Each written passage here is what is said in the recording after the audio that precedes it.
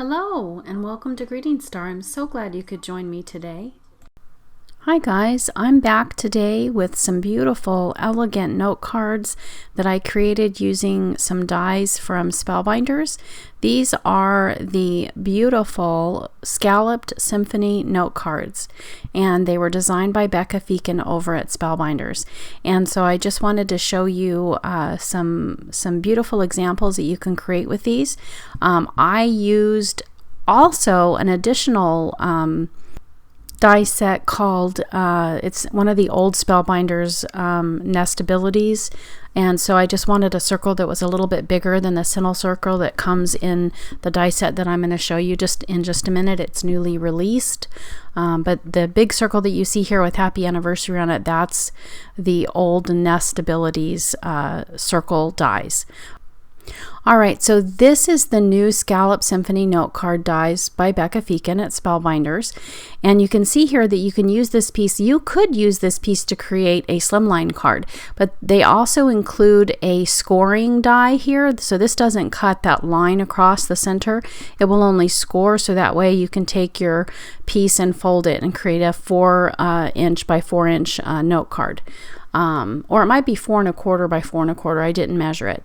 Okay, so then you can see here you get this beautiful intricate piece, and that will cut the design into your paper. You can also use the center circle die to cut out the center if you'd like, which I am going to do with the circle but not the square.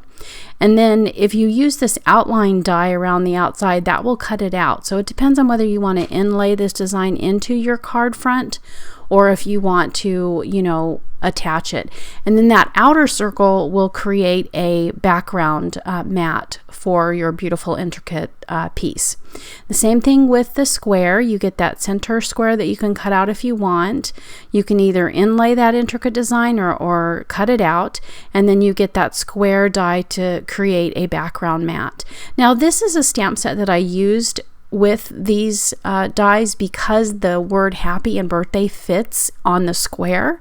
But this die set, I looked over at Spellbinders and it's not available anymore. I hope they'll bring it back because I really like the font on some of those words. So anyway, you can see here that I've used that large die to cut out my note card, and I've also used the scoring insert there. And I'm just going to show you how I fold it. I love those beautiful, I made a mistake. I'm going to have to redo it. Look at that. Well, that's too bad.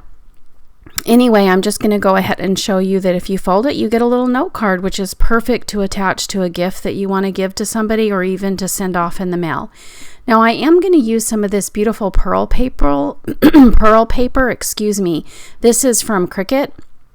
And this is the pastel pack, and you get that beautiful orange color. Now this cream color I think came in the neutrals pack. I've had these for quite a while.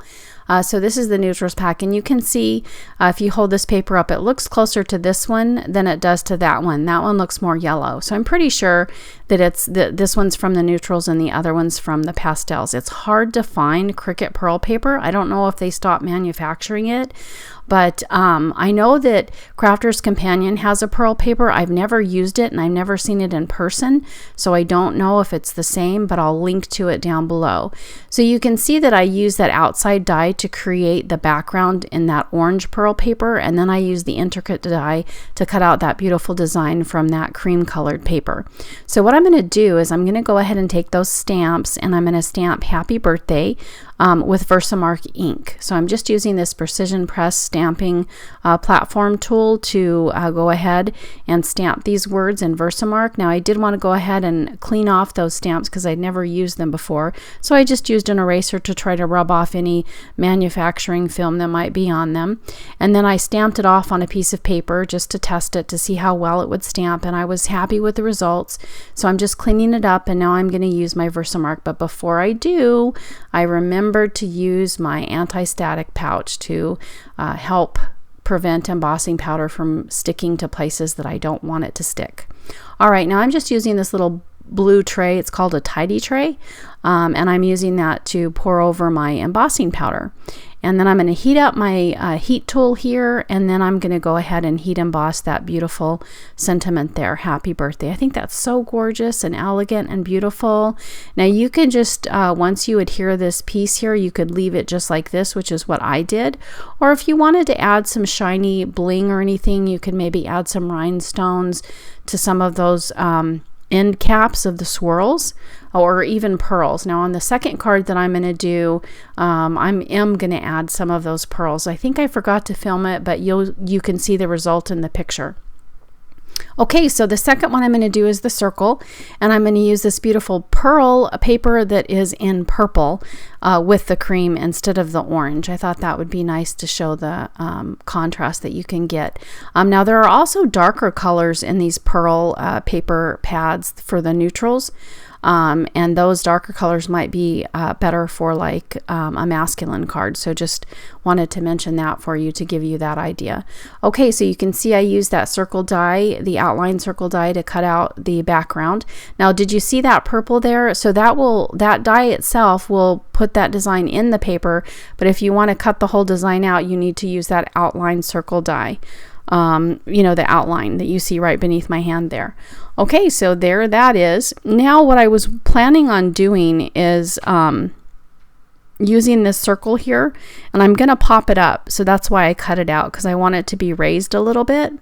So I'm going to just attach the circle down, and then you'll see what I do with the other circle. Instead of using foam adhesive, I just use that small circle die to cut out like 3 or 4 different pieces from cardstock. And you'll see that in just a moment. But first I'm just using some Tombow Mono to adhere this beautiful intricate piece to that cream colored background. And I'm just putting this glue on spots. I'm not trying to cover the whole thing, which is fine. And then I'm just going to let that dry there. And that's what I want to do. I want to pop it up.